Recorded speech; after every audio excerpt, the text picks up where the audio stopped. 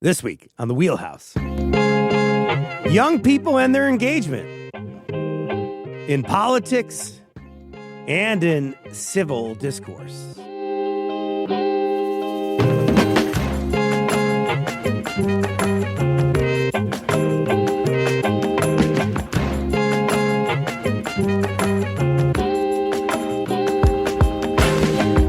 For Connecticut Public, I'm Frankie Graziano. This is the Wheelhouse. It's the show that brings politics to the people. We got your weekly dose of politics in Connecticut and beyond right here. And this hour, we're continuing our series speaking with college students about civic engagement. The school year is winding down, as I'm told, and so are opportunities to engage in political debate in one of college's most important forums, the classroom. Later, we're going to hear two Connecticut professors chime in on how they're fostering an environment that encourages healthy debate. But first, we're going to hear from the students. That's the most important thing. Let's do that. Merci Payadue is an international studies and politics and government student at the University of Hartford. Merci, thank you so much for coming on today. Thank you for having me. So pumped to have you on and talk to you. And you can see to her left, as it were, or excuse me, to her right. I can't even think anymore. That's Farah. Farah Suede is a sociology and politics and government student at the University of Hartford. Farah, thank you so much for being here. I'm excited to be here. I'm excited to have you on. We're going to have a nice conversation. Are you a Gen Z student who is politically active? Let us know. Let us know why. Give us a call, 888-720-9677, 888-720-9677. You could also leave a comment on our live stream on YouTube. What does free speech and political engagement on a college campus, that's going to be our first question, look like to you? Go ahead, Merci. Oh. I guess it's knowing that you have the ability you have power and your voice holds influence on your campus, and knowing that you can express your opinions or beliefs, albeit supported by evidence, and not fear ostracization from your peers or from people higher up. How long have you had a voice on campus for? Just some quick background into some of the leadership that you've had on campus. Yeah. So past 3 years, actually, this is one of my first years not a member of student government on campus. Last year, I was chair of PR for the Student Government Association. I've been a student ambassador for 4 years now for the College of Arts and Sciences. I was an intern with the Governor Jody Emmerell Center on campus as well. Quite the resume. Yeah. Yeah.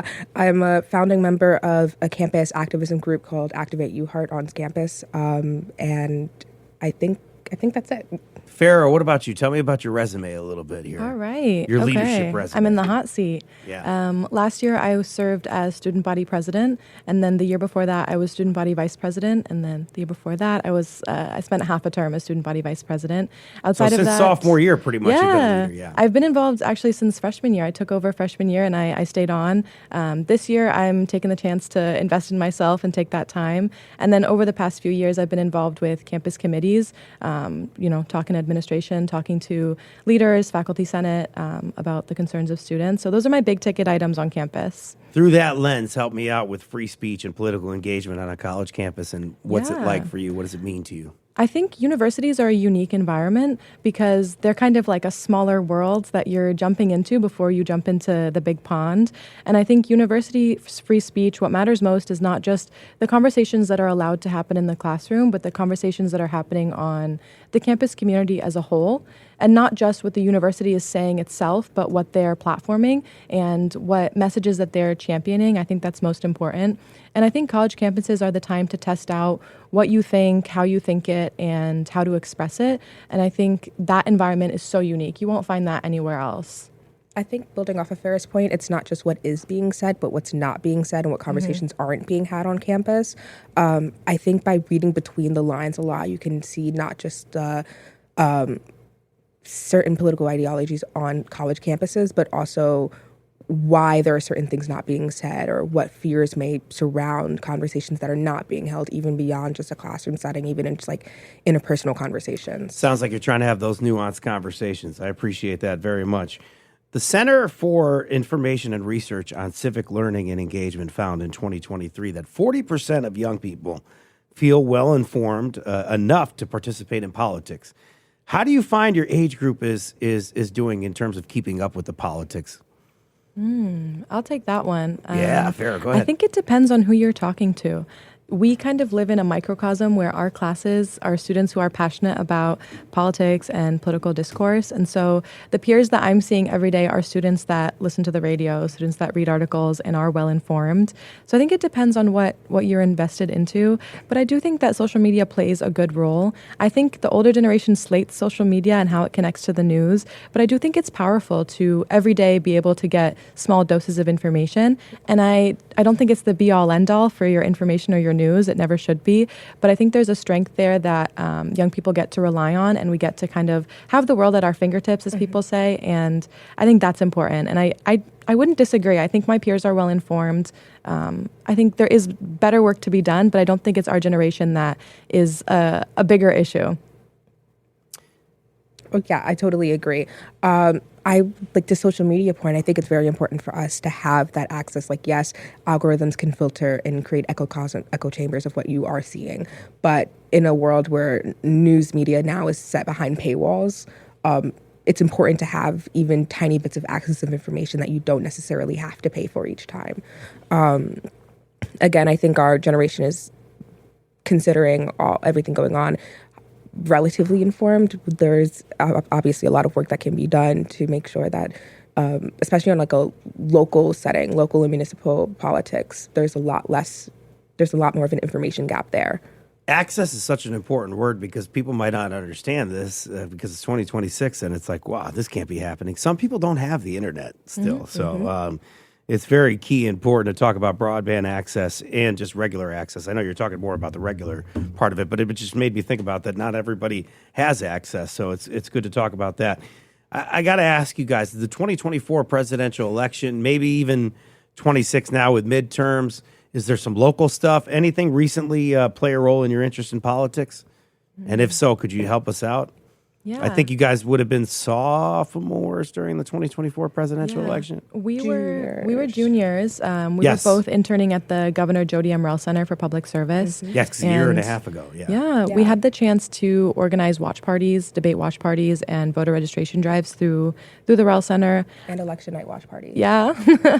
I think the election time is an interesting time because, especially at the Connecticut level, you have students coming from all over the country. You know, the majority of UHart students are New York, New Jersey, and the tri-state area. And the small percentage that are Connecticut voters, it's that trying to engage them into what's going on in Connecticut, I think is really important. For me, what interested me the most was, you know, the overturn of Roe v. Wade, the overturn of affirmative action through Students for Fair Admission versus Harvard and UNC, those bigger ticket items of kind of how the, like, not only the political landscape, but just landscape as a whole in the states was changing. That was the biggest thing that interested me over the election. And my worries over what was going on, not only at home, but also abroad and what we were contributing to, those are my bigger worries.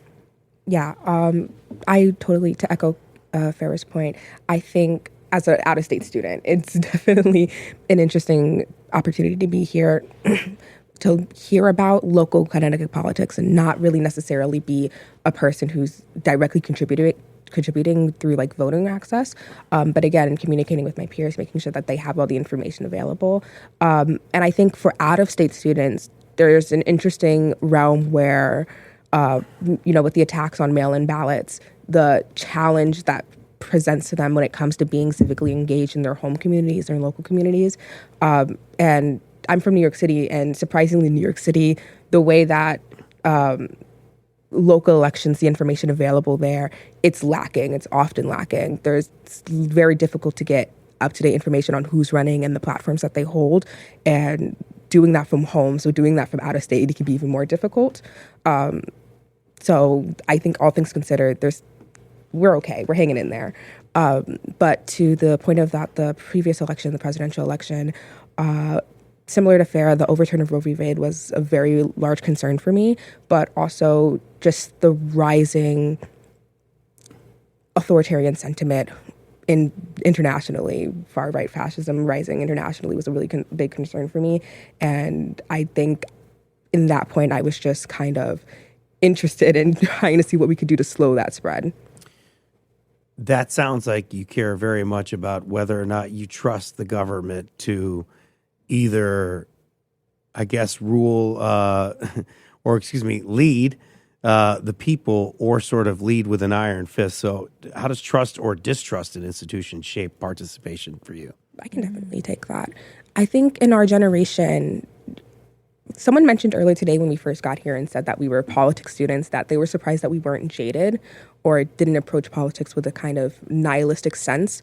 And although we might not feel that way, I feel a larger sentiment in our generation is kind of like, my vote doesn't really count, or what I do doesn't really count going through the system. And albeit there are instances where I too feel that way, I find that especially after seeing the, I'm totally forgetting what case this was, Citizens United. Yeah. And the presidential immunity Supreme Court case a couple years ago, it kind of feeds into that sentiment of people feeling like there really isn't nothing that we can do. There is no trust in our government. Do we really live in a democracy? And kind of conversations around that. And it kind of leads to a concern, especially around our generation, about kind of feeling hands-offish when it comes to elections, specifically smaller elections, or even in large presidential elections of not really participating through voting and more so other means. Farah, Yeah. do you think there's some inorganic element to that where, like, somebody really wants you to not pay attention? They really want you to be disengaged, so maybe that becomes a narrative? Absolutely. I think it's interesting when we level critiques at our generation about a lack of engagement, because my question is, what's our buy-in to participating in the political system? Largely for our lives, the system has struggled to make strides in the issues that are affecting us, whether that's in regulations for firearms, big strides for climate change, or strides in terms of healthcare costs, education costs. And we're graduating now into a job market that's struggling, and into a reality where the federal administration can determine, left and right whether degrees are considered professional, and they can change the rules on federal grants. So I think it's interesting. Yeah, it's interesting to critique the younger generation for not being involved when this is the struggle that we're dealing with. Some people are struggling to fill their tank of gas and buy groceries. We can't ask them on top of that to be overly involved and to commit themselves to something extra. Being involved, being civically engaged, it's a luxury, and it's a luxury that's not afforded to many. It's so fascinating, and I'm going to move on because we don't have a ton of time today, but I talk to so many students, and their big concern every time I talk to them about their generation, what's marking your generation? They're like, it's firearm drills in class, being a kid and having to do a shooting drill. Yeah. And I can imagine when you're saying, what's the buy-in, when it's like, I'm doing all these scary drills in school when I'm a little kid. And then is anybody actually doing anything about it? So I could see the frustration there. But let me move on to say that over the last couple of years, nearly 150 universities, including Yale, have adopted policies of institutional neutrality. That means they're staying quiet on hot-button issues as political pressure rises against higher ed nationwide. What's your reaction to it? Ooh, I mean, UHart as well adopted institutional neutrality last year. And I think universities and colleges over the last few years came to face the reality that is trying to advance productive dialogue among students and also balance interests as a private institution. I think UHart isn't unique in that. Neither are the other schools in Connecticut, whether that's Yale or the state schools such as UConn that adopted institutional neutrality.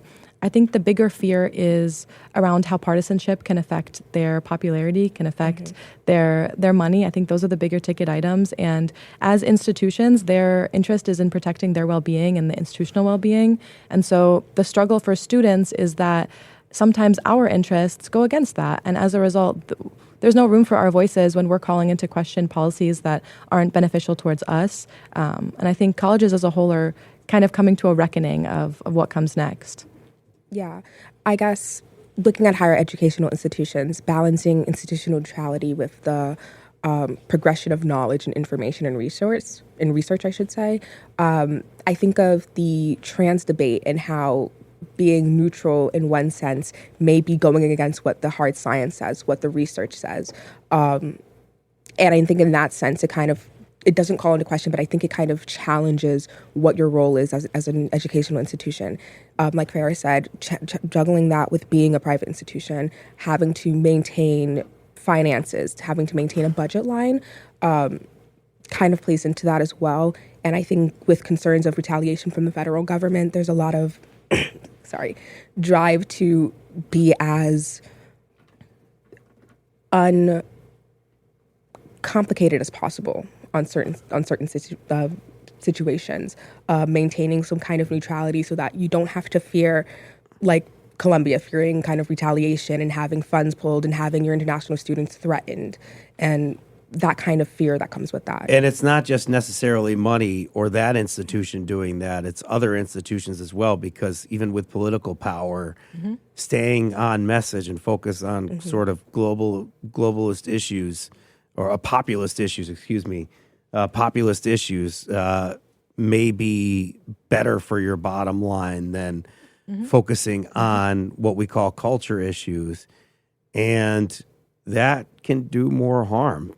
And universities, you say it kind of goes against what the students want. So it can end up doing more harm, I would imagine, than good. In terms of shaping policy, would you all tell me what you think? Actually, I want to ask you about this.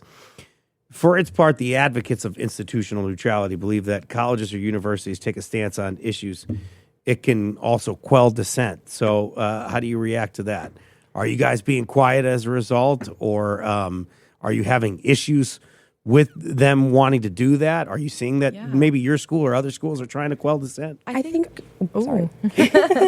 on paper, I think institutional neutrality can have its merits on the surface. Kind of this idea that, we won't comment on anything so we can foster growth and learning and dialogue on everything. But in practice, that's not what institutional neutrality does. In practice, things that are considered not political those are the interests that the university wants to advance. And so they'll choose to comment on certain things and deem them as not political, deem them as safe topics to discuss. And then interests that they're not interested in are deemed as political and deemed as things that they can't comment on. So I find that interesting, that we're, proponents of institutional neutrality are saying that it offers room for more dialogue, when in reality it sets the stage for who gets to say is safe dialogue, who gets to define productive dialogue. I think you could also say the same, what proponents of institutional neutrality are saying the same thing about institutional neutrality. Having an institution that is not taking any kind of platform or any kind of opinion at all for students who have an opinion that may be seen as, like Farah said, controversial or against the norm or subversive, they may feel targeted or may feel unsupported by their institutions and thus pull themselves away from dialogue or discourse that may be seen as, like Farah said, deemed political and unsafe to discuss. You've been listening to Merci Payadue and Farah Suede, students at the University of Hartford. They're going to stick with us after this break. We're going to continue our discussion on political discourse and what we can do to create a safe environment for disagreement on and off campus. You're listening to The Wheelhouse. Give us a call if you want to talk, 888-720-9677, and stay tuned after these words.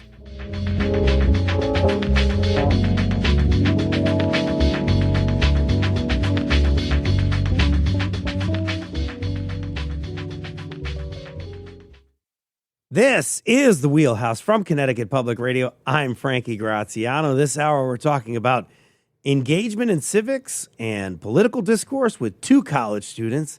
And what a time to do it. It's the end of the year. Graduation is coming up fast for our two guests specifically. Yes, fingers crossed. Fingers crossed. I think you guys are going to do it. I'm very confident in you. Merci Payadue is an international student studies and politics and government student at the University of Hartford. I'm about to have my morning burp. I apologize.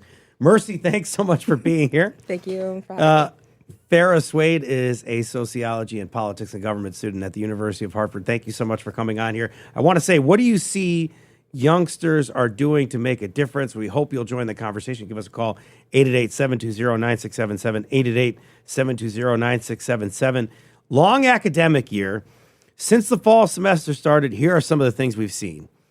The assassination of conservative podcaster Charlie Kirk, the election of a socialist mayor in New York City, Zoran Mamdani. You got U.S. airstrikes in Iran. How have any of these events, if you could point to one in particular, kind of shaped the discourse at UHart? Yeah.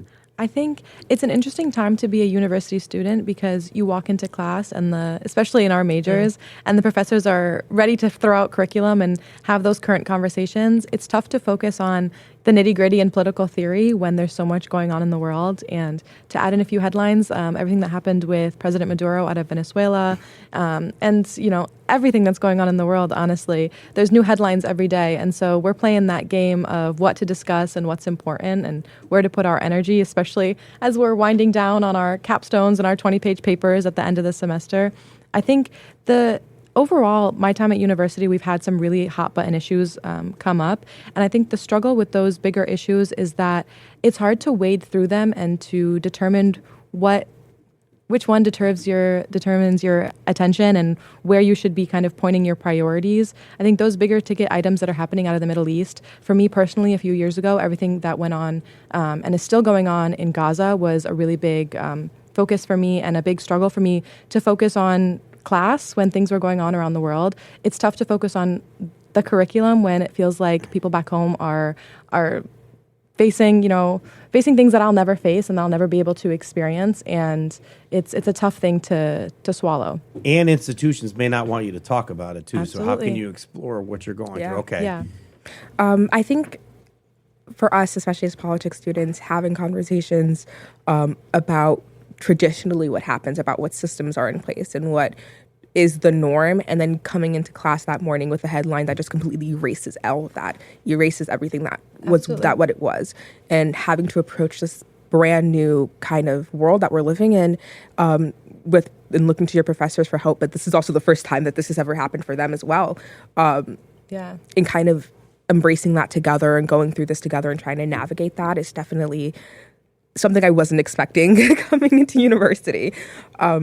This is something I deeply appreciate about Gen Z, because I think you, better than any generation, is like, no, this is not normal. Yeah. Whereas we're always like, I don't know, maybe other kids will do this as millennials, but I'm always like, is this normal? And I'm asking somebody that's older than me, and they're like, yeah, and you take it at face value. But it's easy for us to say that, Gen Z can or can't handle something when you guys are going through quite a bit. Yeah. And the system isn't normal, as you the say. The system isn't normal. And even in instances where the system is normal and working as it's supposed to work, our generation kind of questions, well, is that right? Is that what it's supposed to be doing? Is that how the system should be working? So I think that's something that we kind of... In March, we had President Michael Roth and UHart professor Bilal Siku, who's going to join us later on in the show, who... talked about how colleges and universities were once at the forefront of political protests, but institutions more cautious today. Maybe they're more neutral. Hundreds of students were targeted by student government administration from 2020 through 2024 for their free speech. How should institutions respond when, that was at least according to one study, how should institutions respond when student activism directly challenges their authority or legitimacy?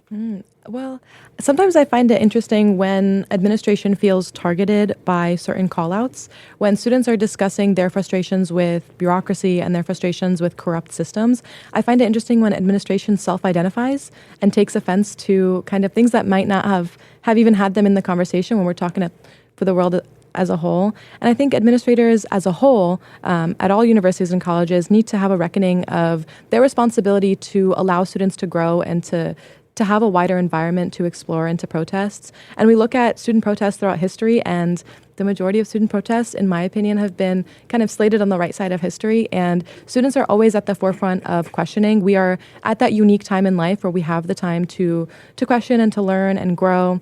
And I think administrators need to take a step back and to realize that our questions are not directed at them oftentimes. They're directed at the world at large, and their biggest support that they can give is to help students navigate that and to just give the time to say, this is what we're going to let you explore. And if they agree, disagree, I don't think it's their place to enforce otherwise. And with colleges being at the forefront of protests, that's pressure on you all to respond. So, I mean, it's kind of your job to respond when something happens. Absolutely. And I think when you're working at 9 to 5, there's no room for, to go out and march at protests. That's why things are scheduled so in advance. But when you're a college student and there's kind of those gaps in time in your schedule, there's that privilege and that time to explore and to protest. And I think that's super unique. And we can't get rid of that. That's not something I think should be removed from the university environment, nor should it be something that we're striving towards. So much of today's rhetoric and political rhetoric is heated and divisive. What can we do on campus to change that? Do we need to change it? I think people sometimes get uncomfortable with the confrontation and feel discomfort when there is not just differences of opinion, but differences in values and differences in strongly held beliefs. And oftentimes that is seen as a personal attack, and it may not necessarily be. I think in discourse on college campus, I think of recent events in Gaza, recent events in the Middle East, and the conversations that were held around that and how that was approached peer-to-peer on campus, but also by administration in certain areas, just to college campuses at large. And the divisiveness around that and how it was kind of seen as like a negative thing to be divisive on, or like, we don't really need to have this kind of view, or you need to have this view or that view or what have you. And divisive discourse can be beneficial. Sometimes unless you're challenged on your belief and challenged in a way that really makes you sit and think about it and makes you confront yourself in that way, there is really no room for you to grow and for you to develop your own opinions or develop or deepen your ideas. I think if you're in a position where if someone engages in discourse with you and it becomes divisive and you don't know where else to go from that, you don't have anything else to say to kind of support your backing or support your view. And that's not saying like personal attacks is a good thing, obviously. But you no longer can support your opinion, then I think there needs to be some kind of discussion with yourself about why you hold certain beliefs or where those beliefs are coming from or what you're doing to support that idea. Last question for you guys. In terms of shaping policy, what real power do young people have right now? Not just in theory, but in practice. Like, do you both have any experience doing this, sort of wielding your power, or at least being able to access it, to have agency? Absolutely. I think young people, to some extent, the messaging has always been that young people are the leaders of tomorrow. I think that's wrong. We're the leaders of today. Ooh. And there's so much strength in regaining that and recognizing that everyone in the world right now wants our attention, and that attention is valuable currency. And if we choose to spend it wisely, I think there's so much power that can be done. It makes me think of the quote by Tip O'Neill, all politics is local. Getting involved on the local level, whether that's through town councils, the municipal level, the state level, I think that's so important. Being engaged like that can make a world of a difference. I don't think we can save the world, change the world at large. But I do think that as long as we all focus on changing where we are and saving our own communities and working towards that it'll add up to something greater. It's not a sum of our individual actions, but a sum of what we can all work towards. Merci. Yeah. I think, again, on a local level, a lot more of the changes that we do there and a lot more of the work we do there is directly influencing you and directly impacting what you do day to day. And I think as a generation, we kind of get lost in the grandness of it all and the largeness of the world, and forget about school board elections, forget about local politics and town halls and things like that. And we tend to also forget that we do vote with our wallets and we vote with our attention and our currency and our the things that we give value to. And a lot of times, especially in a system like we have today with the two-party system, the things that you support as a whole, the things that you value, if you can sit there and change that locally, it will eventually impact a larger group. And I think especially like a city like Hartford, like large major cities where there are large groups of young people, there's a lot more change that can be done. And you see that in New York with the election of Zohran Mamdani, the concerns that our generation have, the conversations of people saying, well, the young people are they're too idealistic. They don't know what they're doing. They've never had a job before. And the concerns that young folks have, and it's like, this is our life. This is what's happening now. And again, we're not the leaders of tomorrow. We need to be worried about tomorrow, but we can't worry about tomorrow if we're not focusing on today. Yeah. And if I can just jump in and say, I would say that people across Connecticut, especially people our age, are leading the charge. Mm-hmm. I knew people my age in high school who ran for boards of education, boards of zoning. I know people who are involved on our college campus with organizing. I'm personally involved with a local election. So I think that leveling the critique that young people are not engaged, I don't think is true. We are engaged in different ways. Mm-hmm. And there are young people that are getting involved on the local level. Students that are coming to testify at the CGA on bills that they're a fan of. And I think obviously we'd love to see more of that, but I do think that we're doing our best. It sounds like more people in Connecticut are getting involved that are in Gen Z and actually running for office. And we're going to talk about that next with Jonathan Wharton and Bilal Sekou. But before we go there, Merci Payadue, a student at the University of Hartford. Merci, thank you so much for coming on the show. Thank you for having me. Also with us, Farah Suede, also a student at UHart. Farah, thank you so much for joining us. Thank you so much for having me. Congratulations on all your success. Congratulations Thank you. on graduating. We're looking forward to what you guys do in the future. Thank you. Thank you. After the break, we're going to talk to Jonathan and Bilal, as I mentioned. Hit us up if you want to talk to us. 888-720-9677. 888-720-9677. But first, we are in our spring fund drive at Connecticut Public. Believe it or not, donating to Connecticut Public and public media, it's a form of civic engagement, folks. And because of you this spring, much like the grass in the ground, public media is thriving. We still need your help, though. A couple of friends of mine will tell you why.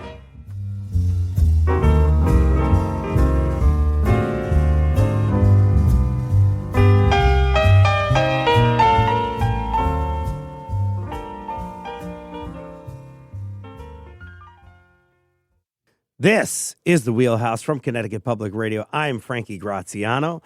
Phenomenal conversation we just had with two college students earlier in the hour. We heard them talk about where the magic happens, so to speak, with campus political discourse. Now let's talk to two of our Wheelhouse regulars, a couple of professors that talk to poli-sci students about this kind of thing. Bilal Siku, the associate professor of politics and government at the University of Hartford. Go Hawks. Jonathan Wharton, an associate professor of political science and urban affairs at Southern Connecticut State University. Go Owls. Running out of time in the show. Be brief if you're going to call in. 888-720-9677. 888-720-9677. Bilal, we talked to these students. They're from your university. What's your reaction to what they were saying? Does this match what you kind of see at your class at UHart? First of all, let me take my hat off to both of them. I was nowhere near that articulate at that age, and so I was really impressed with that conversation and the way in which they, the insights they offered about, discussions they have with, with other students, and also the way they define their generation. And I think in many ways they do represent what I think is among the best that we see in the classroom. And so I'm always amazed that, whenever we dive into some of these issues that are, in the news right now, just how much the students are able to contribute. Not all of them are willing to talk all the time, but the ones who do, it's just an amazing conversation whenever I'm in the classroom. Jonathan, what do you think? Yeah, no, I share Bilal's sentiments. I think that, in fact, I'm sure Bilal will say the same thing. They sounded more like academics than even faculty professorial like. Makes me wonder if they're going to even venture into academia. Down the road. There's always interest, as you know, about too much about public service and public office, but why not, considering their angles and perspectives, consider the classroom themselves down the road? One never knows. But to get more specific, I was kind of struck by their interest in and concerns surrounding higher education administration and the things and pathways in which they could address some of the problems that persist on campus, not just the University of Hartford, but beyond. So they're questioning, in many ways, truth to power is one of them said, the whole idea of reckoning and having a call to question about the purpose of academia and administration is critical and quite frankly needed. Of course, you're talking to Bilal and I who are professors, so we'll have our own sentiments on that. Yeah. The institutional neutrality conversation is what we're kind of talking about. What was particularly interesting to me, obviously every generation has their set of issues that they have to deal with while they're students. I mean, for me, I came into sort of student activism around the anti-apartheid movement.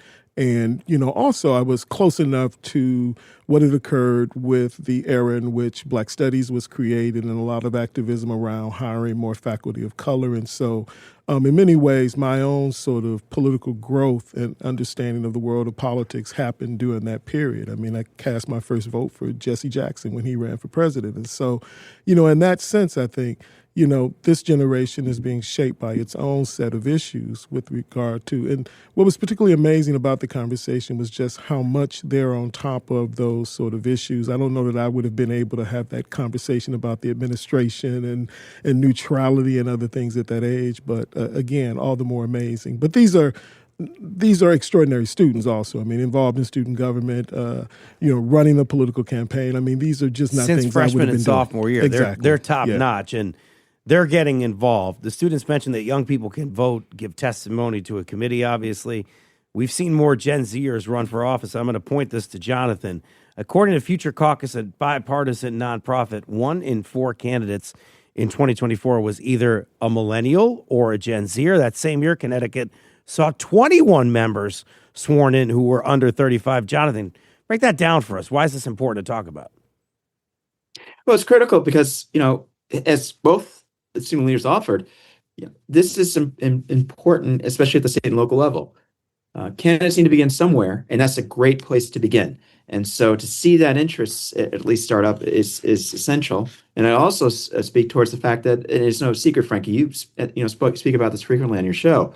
There are not enough candidates running for even the General Assembly.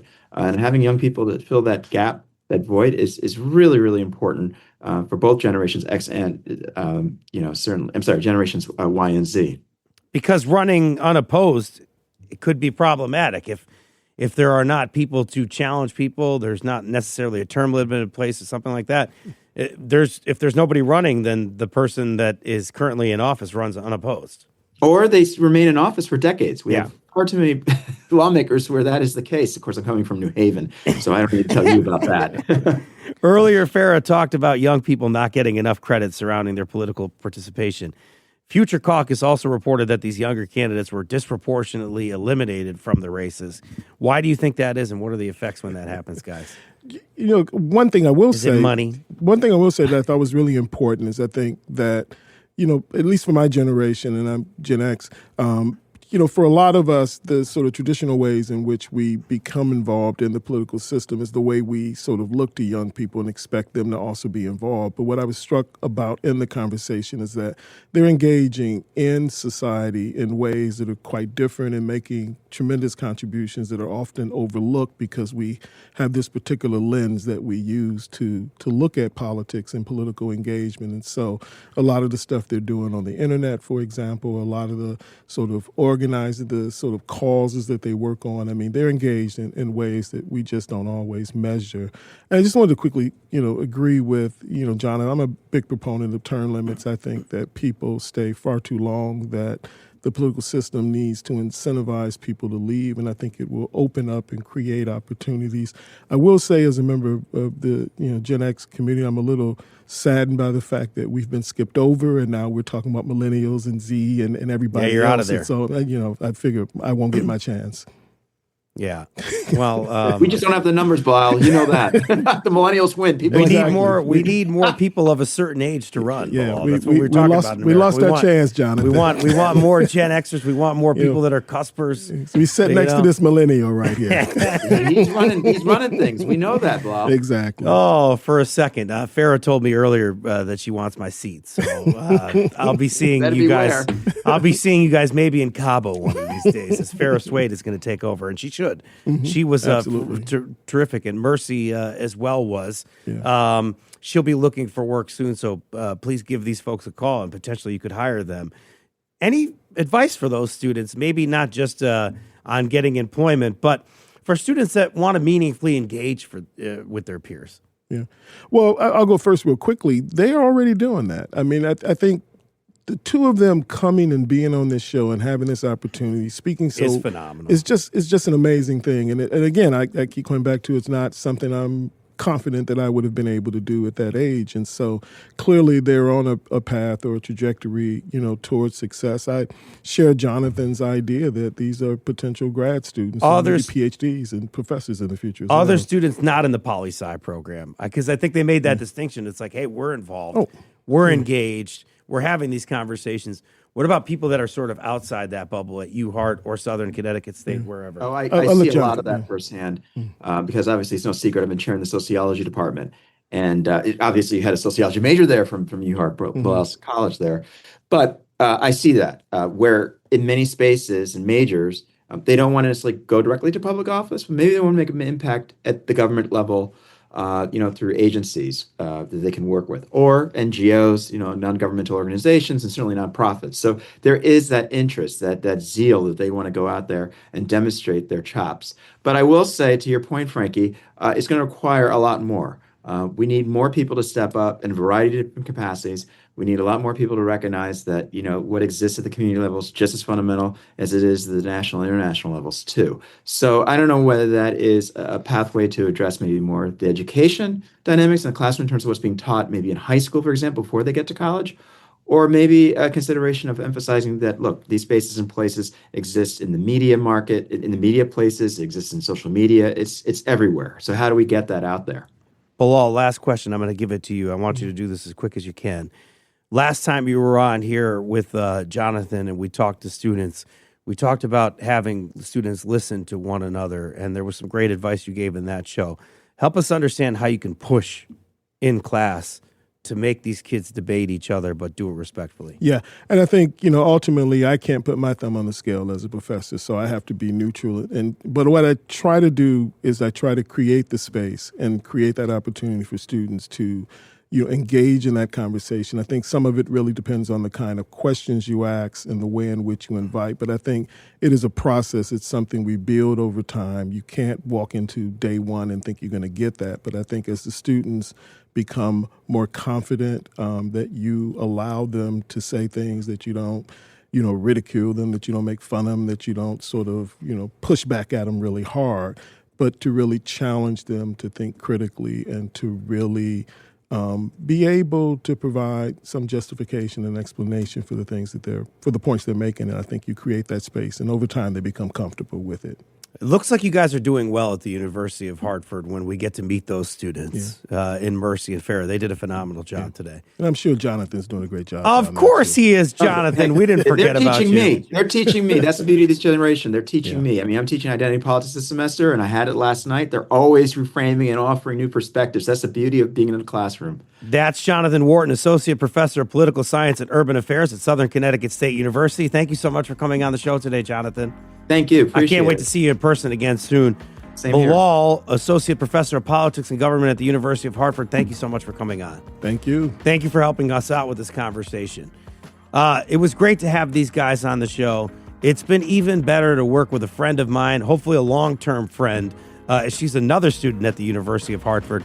Tale Ricketson, this was her last show helping us out here. She's been helping while Chloe Wynn's been away. Chloe Wynn's coming back soon, so I just wanted to formally say thank you so much to Tale, one of Bilal's students. He helped to connect us to Tale. There you see her on her screen. And happy birthday to Tale as well. Thank you so much, Tale, for everything you've done. We love you. We appreciate you. And good luck at your lacrosse game. What a talented person. All the things going on. Show's edited by Patrick Scahill. Dylan Reyes, a technical producer. Special thanks to Tess Terrible, Megan Fitzgerald, Connecticut Public's visuals team. Download the Wheelhouse anytime on your favorite podcast app. I'm Frankie Graziano. This is the Wheelhouse. Our show is over, but we do have one more opportunity for you to show some support to Connecticut Public this hour. Here are two of my colleagues with more information on how you all can donate now.